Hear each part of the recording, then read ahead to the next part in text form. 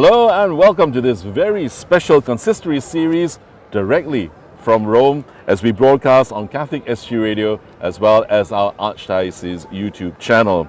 Let me introduce Lawrence. Lawrence is a consultant to the Vatican's Dicastery for Interreligious Dialogue.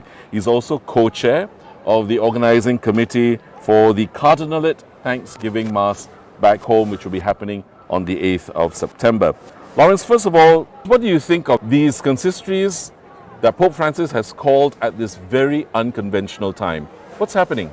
Well, for sure, this entire papacy has not been conventional, right? Pope Francis has been elected on a platform for change. Right. And if you look at the pace of reforms that he has brought forth in the church, especially he has mentioned specifically that he would like the cardinals to give their comments on the new constitution for the Roman Curia. Now, the Roman Curia is the central government of the entire Catholic Church. Right. So this is a moment of significance for him.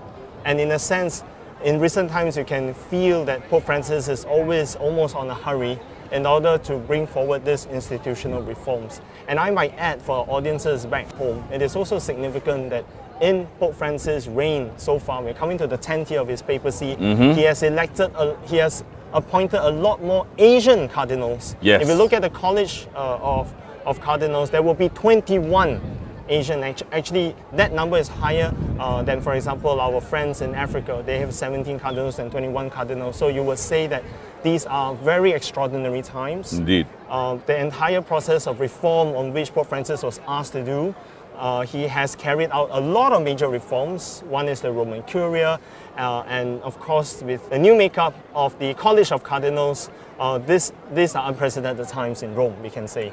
Okay, so what might you say could be the fundamental changes that we can expect from 𝗥𝗍𝗄𝗃 Evangelium? One thing is for sure, the Roman Curia served at the service of the See of Peter, in this case the Holy Father. Right. And it is clear to the Holy Father, and particularly the cardinals who have been working with Pope Francis over a number of years, actually, overlooking the reforms that's needed in finance, overcoming what Pope Francis has said, this issue of how to involve the entire church, right, in the mission and the new evangelization. And I must say that we must remember the upcoming Holy Year that Pope Francis has called is going to be the Holy Year dedicated to evangelization. That's in 2025. That's in 2025, right? So if you think about it, and also the synodal process that he has called for from last year till now, that's right, there has been a lot of this, what I would say, a very proactive move to engage with the world. Right. And in order to engage better with the world for evangelization, there is this big need to reform the entire frame of leadership, the entire posture. So you can see from this constitution, I might argue, and I would argue, that this constitution actually forms as a very clear platform or the indication of the Holy Father and the cardinals when they began this process of reform to say, we are a very large church of 1.3 billion Catholics. Right. How can we involve more Catholics in the service of the global church in order to be more effective in evangelization? I think that's really at the heart of it. And if you go in depth into the synodal process, there's been a lot of that kind of conversations. Right, and you were very much involved in the synodal process. And from there, I mean, I'm sure a lot of feedback has been given. People are looking forward to changes, as you said. But what kind of real impact is this going to have on the people of God themselves? I think it's a wake-up call that we cannot be zombie Catholics. We need to be Catholics that are catalysts. Right. We need to be Catholics that are creative. And I think Pope Francis, in his latest trip to Canada, he used a very interesting way to describe the challenges of secularism. Because actually, if you look at it, the greatest threat to Catholicism is secularization. Right. It's not other religions, it's actually the secular world that sees no need of God, that is almost uncomfortable with the conversation of faith, hope, and charity.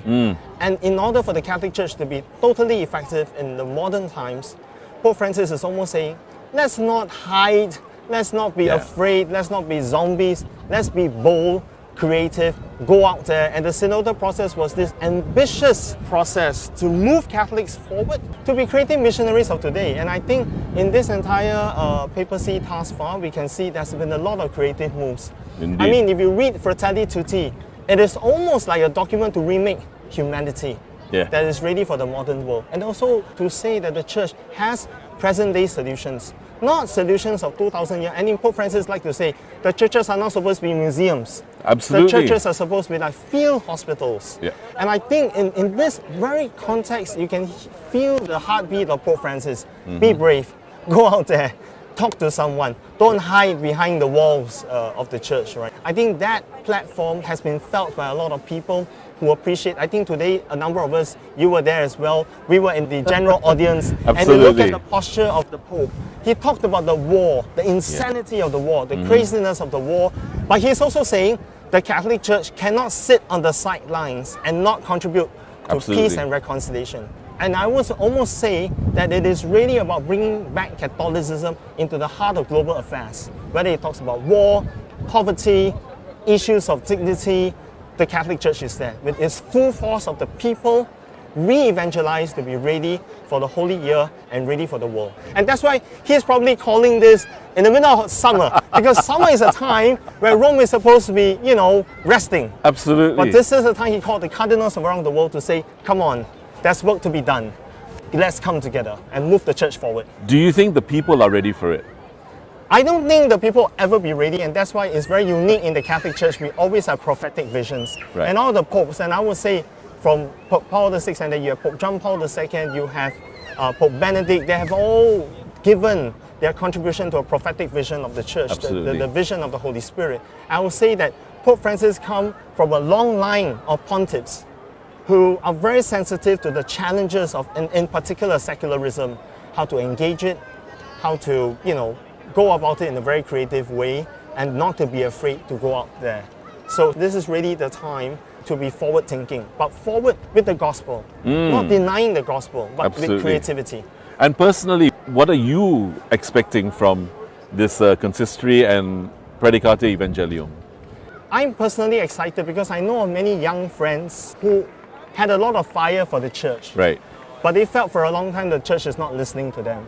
And actually with the synodal process with Pope Francis, a lot of friends have saying that Pope Francis surprised me, the church is surprising me, and then they are curious about this conversation that the church is starting, right? That is the church not afraid to dialogue with the modern world, with difficult issues. Indeed. And I think this is what makes it very exciting, that if we can ignite the church to once again to be the beacon of hope, to be the beacon of a vision, right? A vision of God, a very exciting vision of God.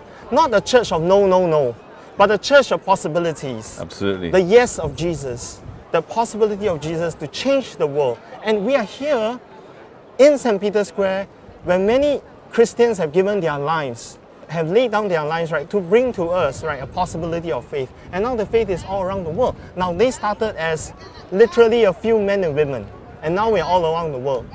What is not possible, right? Everything is possible. Absolutely. Lawrence, thank you so much for your time. Thank you for being with us here in Rome as well. For you, our listeners and our viewers, we want to thank you for being with us. Stay with us because this is not the end of our special Consistory series. I'm 𝗪𝗪 𝗪𝗪𝗁 reporting here from St. Peter's Square in Rome.